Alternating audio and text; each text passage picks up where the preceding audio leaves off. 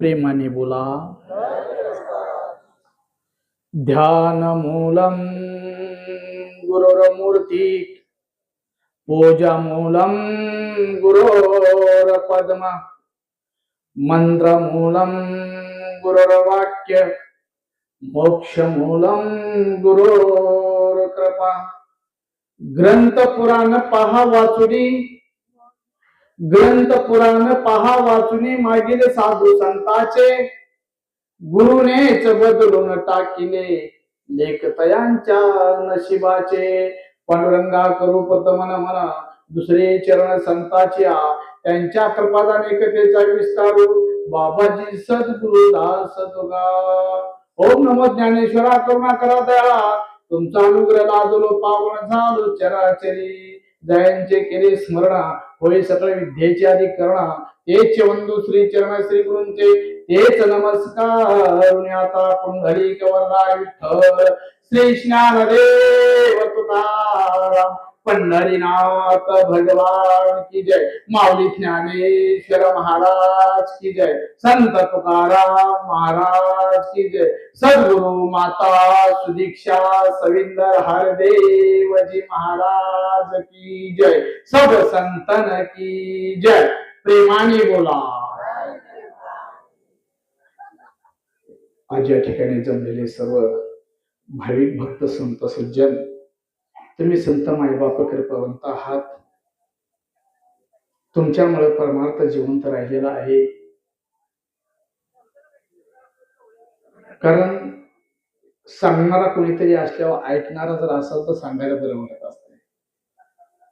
जर एखादा रडायला लागला तो नुसता कवर बिरडत बसून काय उपयोग नाही. कुणीतरी डोळे पुसणारा असला तर रडायला बरं लागते.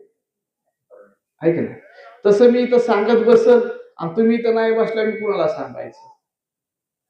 त्याच्यामुळे तुम्ही इथं शांत बसलात ते मला बोलायला बरं वाटत.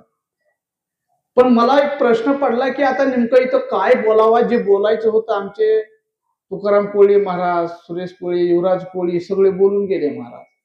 आता काय बोलू हा प्रश्न पडलाय. पण आमचे संचालक महाराज म्हणले महाराज ताण घेऊ नका. बरीच काही यादी आलेली म्हणले, ह्या लोकांची काही नावं राहिलेली म्हणले. जे ह्या लोकांना बोलायचं होतं का ते तुम्ही बोलून टाका. लई यादी आली म्हणले. ह्यांना बरंच काही बोलायचं होतं. आता ज्या ज्या लोकांचे नाव नाही आले ना त्यांचे मी बोलणार आहे बरं का. ज्यांचे नाव आले त्यांचं नाही बोलणार. आता ते नाही बोलणार नाही. ज्यांचं नाव नाही आलं त्यांचं बोलणार आहे. खरखर आज जेथे जातो तिथे तू माझ्या संगती म्हटल्याप्रमाणे अख्खा हप्ता हा माझा प्रचारामध्ये गेला. पण महाराज माझ्या संग आलेला माणूस एक दिवस जर आला तर दुसऱ्या दिवशी म्हणून तुम्हाला सर्दी झाली. पण ह्या झाडाला काहीच होत नाही महाराज.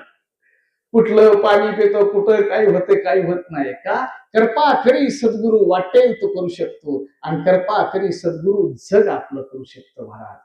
सद्गुरूची कृपा पाहिजे. तुमच्या गावामध्ये मी प्रथमतः आलेलो आहे. आज इथे येऊन मला खूप आनंद वाटत आहे की एवढे मोठे महिला मंडळ आहे, महापुरुष आहे. या गावातील सरपंच, पोलीस पाटील, पदाधिकारी, सर्व लहान बाल गोपाळ सर्वजण उपस्थित आहेत. कार्यक्रमाची शोभा शोभून दिसत आहे महाराज. काही काही ठिकाणी बघितलं ना महाराज, गावामध्ये माणसासारखे माणसं दिसतात पण कर्म माणसासारखे नसतात. गावामध्ये माणसासारखे माणसं दिसतात पण कर्म माणसासारखे दिसत नाहीत. पण इथं मला बघायला मिळाले महाराज, इथं काही मला माणसं दिसतच नाही. इथं फक्त दिसतात मला देव माणसं. देव माणसं दिसायली तिथं. सगळे देव माणसं शांत बसलेत महाराज. आणि काय संस्कृती महाराज. इथं समोर बघितलं प्रत्येकाच्या डोक्यावर टोपी दिसायला लागली. इकडं बघितलं प्रत्येकाच्या डोक्यावर पदर दिसायला बघा लागला घ्यायला. आता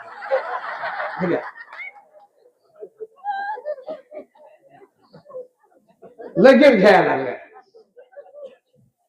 ही संस्कृती आपल्या महाराष्ट्राची संस्कृती महाराज. घर असावे घरासारखे नको तो नुसत्या नाती, तिथे असावा प्रेम जिवाळा नको तो नुसत्या नाती.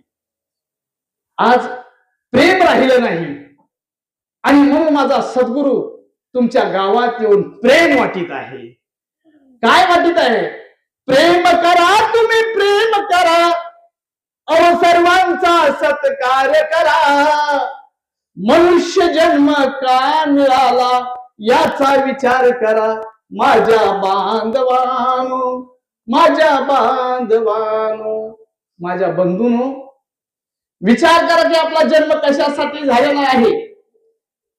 संत निरंकारी मंडळ काय सांगत आहे, वारकरी संप्रदाय काय सांगत आहे, संत तुकोबराय काय सांगत आहे, ज्ञानोबराय काय सांगत आहे, यांचे ग्रंथ काढा आणि त्या ग्रंथामध्ये आपला माता व्यवस्थित लावा आणि त्या ग्रंथामध्ये काय संतांनी जागृतपणा केलेली आहे ते वाचून बघा. नुसतं पाठ करून जमणार नाही, अर्थाविना पाठांतर कासियासी करी व्यर्थची मनाने भोगून या. अरे मोठमोठाले ग्रंथ पाठ केले पण ज्याच्यासाठी आमचा जन्म मिळाला ती वाटच आम्हाला माहित नसेल तर मिळालेला जन्म व्यर्थ जाईल. संत जनानो, संत निरंकारी मंडळाला वेगळ्या दृष्टीने बघू नका, लांबून बघू नका, जवळ येऊन बघा. संत निरंकारी मंडळ कोण आहे, संत निरंकारी मंडळ सांगताय काय. संत निरंकारी मंडळ एक आध्यात्मिक विषय झालाय. संत निरंकारी मंडळ कुणा जातीचा प्रचार करत आहे, संत निरंकारी मंडळ कुणा धर्माचा प्रचार करत आहे, संत निरंकारी मंडळ कुणा पंथाचा प्रचार करत आहे. संत निरंकारी मंडळ फक्त आणि फक्त एका जातीचा प्रचार करते, ती जात म्हणजे माणसाची आहे. हात वाजले तर टाळ्या वाजवायच्या, काय हरकत नाही.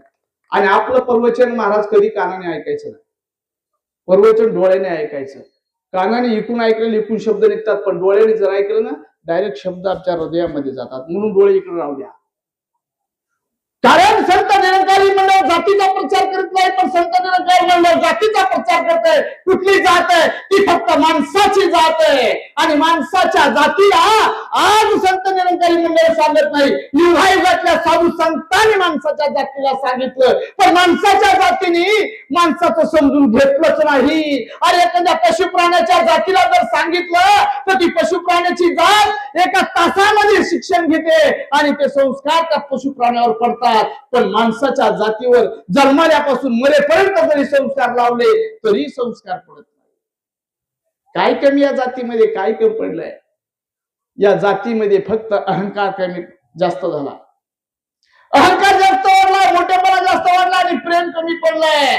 मग समयाचे विद्यमान सद्गुरु माता सुदीक्षा सविंदर हरदेवसिंहजी महाराज, प्रेमाची गंगा, माणुसकीची गंगा, आपुलकीची गंगा, दहेची गंगा महाराष्ट्राच्या नव्हे 125 देशामध्ये संत निरंकारी मंडळ वारकरी संप्रदायाचा प्रचार आणि प्रसार करीत आहे. वारकरी संप्रदाय निरंकारी संप्रदाय वेगळा नाही, समजून घ्या. मी पण वारकरीच आहे.